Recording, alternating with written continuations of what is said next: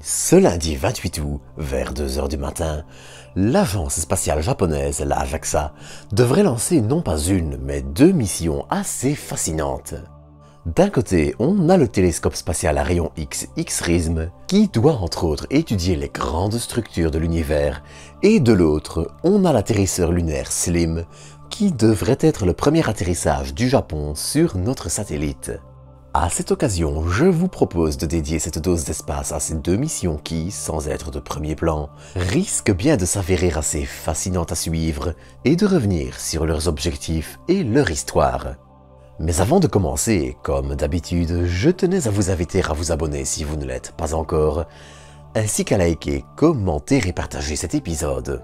Sur ce, bienvenue à vous pour une nouvelle dose d'espace.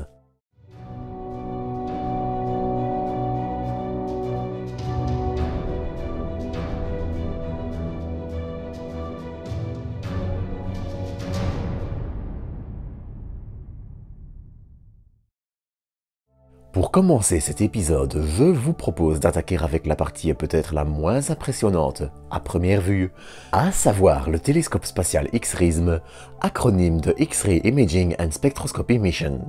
Mais pour parler de ce télescope, un petit retour en arrière de quelques années s'impose, car XRISM doit en effet son existence à un malheureux échec.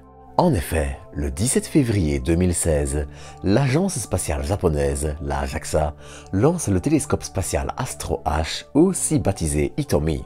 C'est un point important pour la suite, mais peu après son lancement, le télescope est sur son orbite définitive de 564 par 580 km et débute sa phase de mise en service, qui inclut notamment le déploiement d'un banc optique devant reculer de plus de 6 mètres grâce à un bras en treillis. Ensuite, il activa ses différents systèmes et commença à refroidir ses détecteurs, passant une à une les étapes critiques de son déploiement. Mais malheureusement, les choses allaient soudainement prendre une tournure dramatique. Bon, je tiens à le préciser, mais ce que je vais dire maintenant ne sera qu'un rapide condensé des événements et surtout du résultat de l'enquête.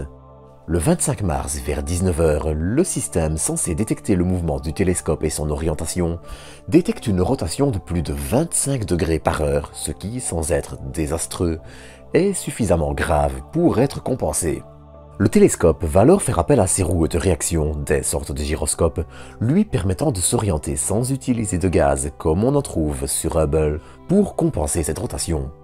L'avantage avec l'utilisation des gyroscopes, c'est qu'ils n'utilisent aucun carburant et peuvent donc vivre très longtemps, mais bref.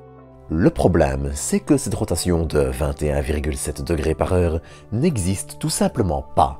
Le système de référence inertielle qui détecte cette rotation est défectueux et induit tout le télescope en erreur. Du coup, la tentative de compenser cette rotation ne fait en fait qu'en créer une qui s'accélère de plus en plus jusqu'à ce que l'ordinateur du télescope le place automatiquement en safe mode, à savoir une sorte d'état de survie où seuls les systèmes essentiels, incluant la communication, sont conservés. Le système de contrôle d'attitude va alors employer la manière forte pour régler le problème et utiliser les propulseurs et le carburant du télescope pour contrôler son orientation de façon bien plus efficace, accélérant encore le mouvement. Tandis que le système de navigation n'arrive pas à trouver et verrouiller un de ses points de repère, la rotation continue de s'emballer jusqu'à ce que les forces exercées ne rompent les panneaux solaires et le banc optique, qui se retrouvent alors arrachés du télescope, entraînant sa perte définitive quelques heures après minuit. Après cet incident, il faudra du temps à la JAXA pour comprendre les causes précises de cette perte. La collision avec un débris spatial ou l'explosion des réservoirs seront les premières théories envisagées, à cause du nombre de débris, avant de révéler une situation bien plus complexe. Mais pour autant, la JAXA ne se laisse pas abattre et, dès 2017, la construction d'une nouvelle version du télescope est décidée. Bon, c'est important de le noter, mais XRISM est aussi radicalement différent d'Hitomi et n'en reprend pas tous les objectifs et les instruments.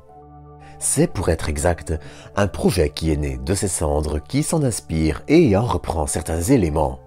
Par exemple, il embarque tout comme Hitomi l'instrument américain Resolve, mais parallèlement laisse tomber une partie des rayons X qu'il va observer.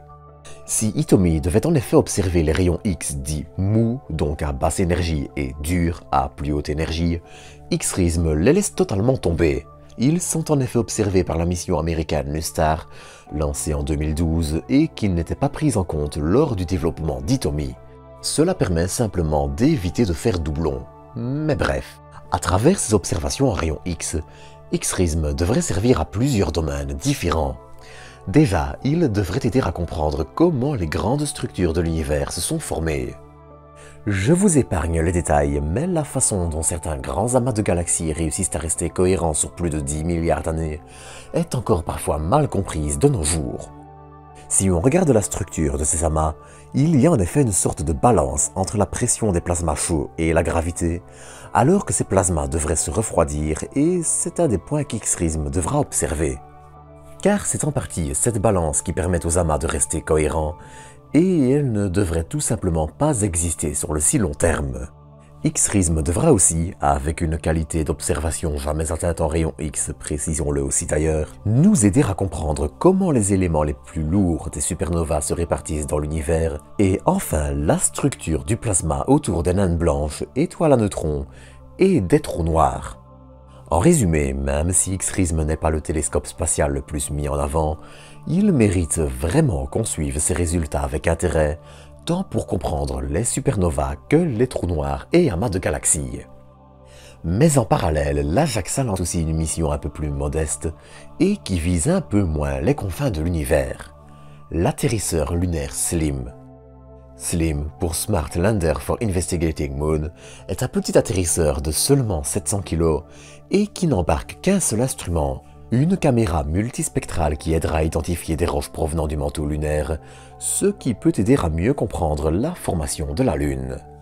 Enfin, il embarque aussi 2 petits rovers, dont un sauteur, et un second petit rover, Sora-Q, dont le premier exemplaire s'était écrasé lors de la tentative d'alunissage d'iSpace avec la première mission de l'atterrisseur Hakuto Air en avril.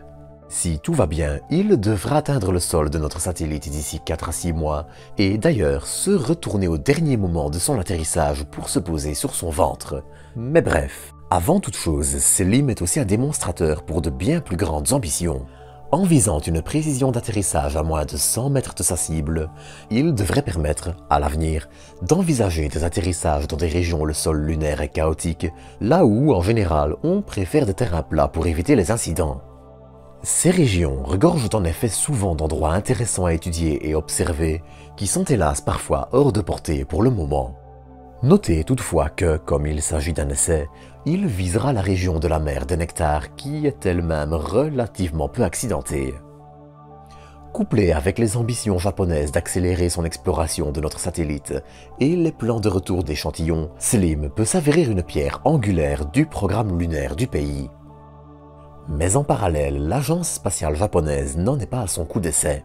Elle a déjà exploité les orbiteurs lunaires Iten et Selene, lancés respectivement en 1990 et 2007. Si on ajoute à ça des entreprises japonaises privées comme iSpace, qui visent elles aussi le sol lunaire, on peut aisément dire que le pays risque d'avoir une belle place dans l'exploration de notre satellite des prochaines années.